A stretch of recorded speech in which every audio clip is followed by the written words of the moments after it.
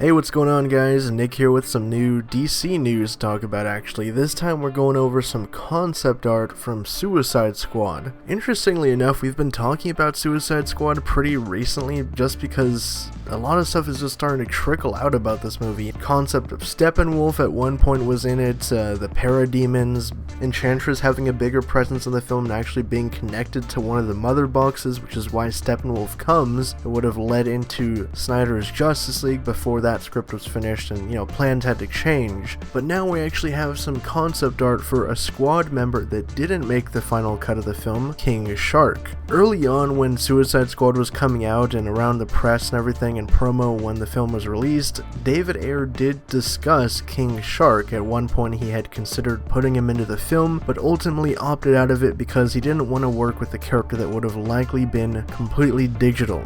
Something like the Hulk, I guess you could say, for the MCU.